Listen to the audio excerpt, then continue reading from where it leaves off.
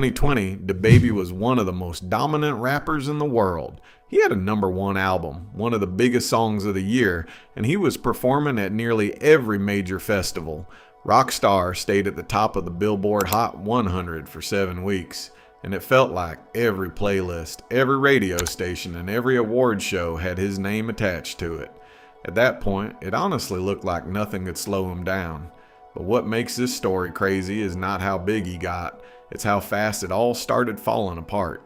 Within months, DaBaby went from being a guaranteed hitmaker to struggling with album sales, canceled shows, and constant controversy. The industry that once embraced him began distancing itself. Brands cut ties, festivals removed him from lineups, and fans started questioning whether his run at the top was already over. The turning point didn't just happen randomly, it built up over time. Before the major controversy that everyone remembers, DaBaby had already built a reputation for chaos. From physical altercations caught on camera to aggressive public behavior, his name was constantly in headlines for something beyond music. Early in his career, that energy actually helped him. In hip-hop, aggression and authenticity often boost credibility. The Walmart shooting in 2018, which he claimed was self-defense, became part of his narrative. The Louis Vuitton store fight went viral and reinforced his tough image.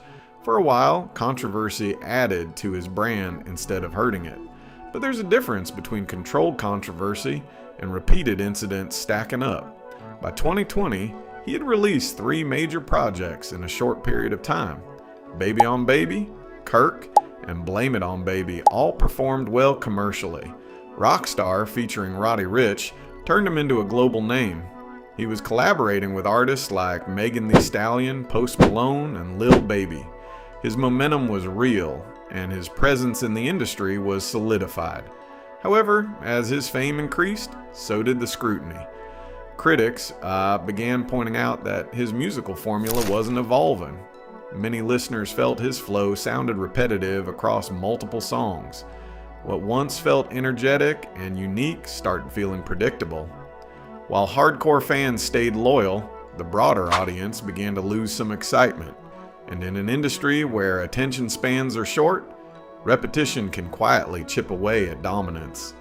Then came July 25th, 2021. During his performance at Rolling Loud Miami, DaBaby made comments on stage that immediately sparked outrage.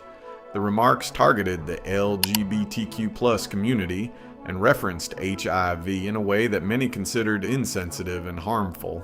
In the moment, it may have seemed like another impulsive statement during a live show, but this time the reaction was different.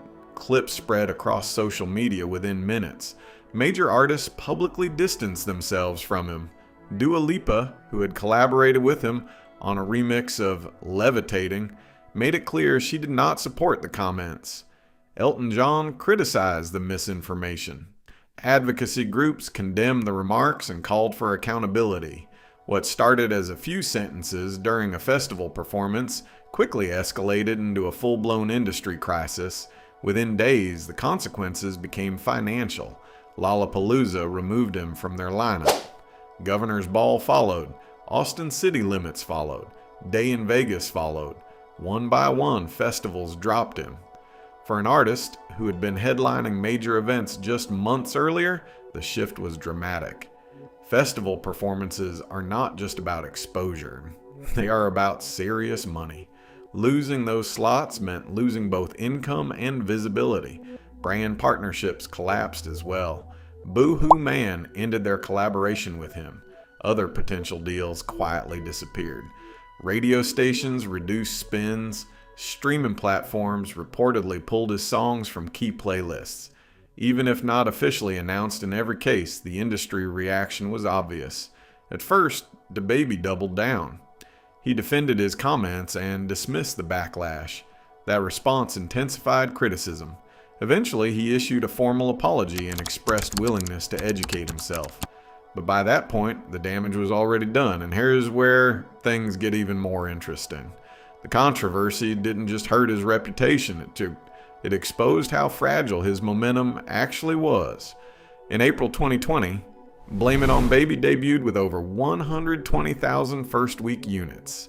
Fast forward to 2022 and Baby on Baby 2 debuted at number 34 with significantly lower sales.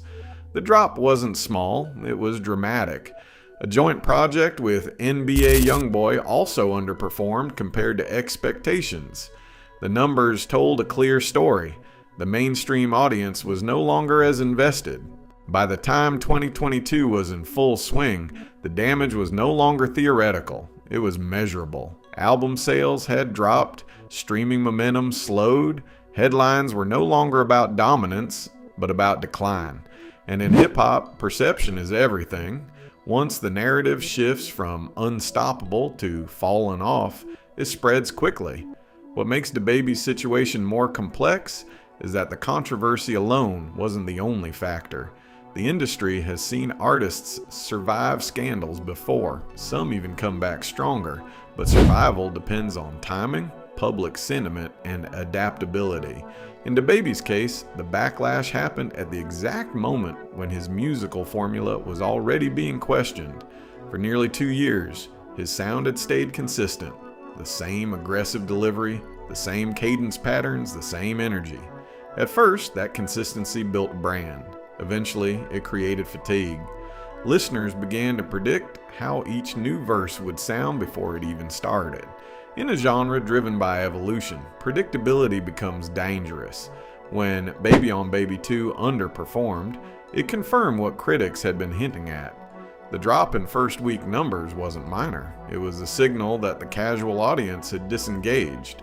Hardcore fans remain, but mainstream dominance relies on casual listeners. Without them, chart positions slide quickly. Live performances told a similar story. Reports of canceled shows due to low ticket sales reinforced the perception of decline. Whether every cancellation was directly tied to controversy or not, the narrative stuck. And once the narrative sticks, it shapes future expectations. Promoters become cautious. Sponsors hesitate. Media coverage changes tone. At the same time, DaBaby continued facing smaller controversies that kept his name attached to chaos rather than music. Altercations caught on camera, legal disputes, and viral incidents continued surfacing. Even if each event individually seemed manageable, collectively they created an image problem. Instead of resetting his public perception, the noise kept reinforcing it. There's also a financial layer to this story. When an artist loses festival slots, brand deals, and playlist positioning, income streams shift dramatically. The visible success may still exist. Jewelry, cars, social media posts, but behind the scenes, momentum affects leverage.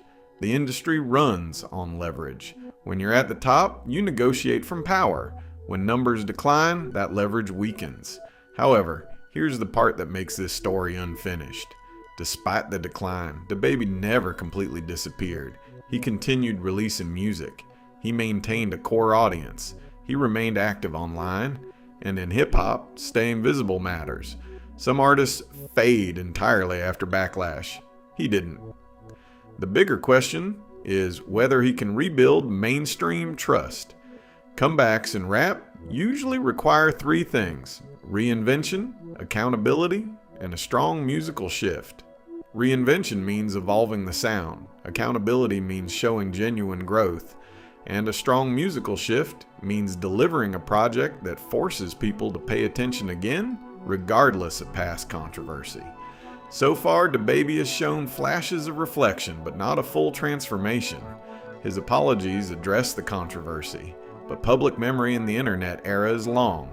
Audiences want to see consistent change, not just statements. Musically, evolution is still the missing piece. If he returns with the same formula, the outcome will likely remain the same.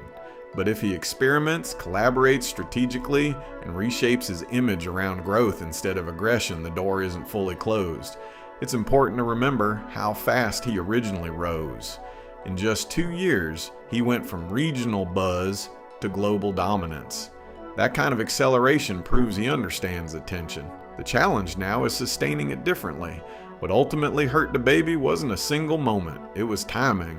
The controversy struck while musical fatigue was already growing. The backlash hit while scrutiny was increasing. and the response initially lacked strategic control. In the modern music industry, talent alone isn't enough. Image management, adaptability, and awareness matter just as much. DaBaby's fall shows how quickly momentum can reverse when multiple factors collide at once. So is it truly over for him? Not necessarily, but returning to the exact level of dominance he had in 2020 would require a complete shift in direction, a powerful project, a clear public evolution, and time. Because rebuilding reputation is slower than losing it. For now, his career exists in a different space than it once did. No longer at the absolute top, but not entirely gone either. It's a transition phase. And whether it becomes a comeback story or a permanent decline depends on what he does next. Because in hip-hop, the fall can be sudden, but the rebuild is deliberate.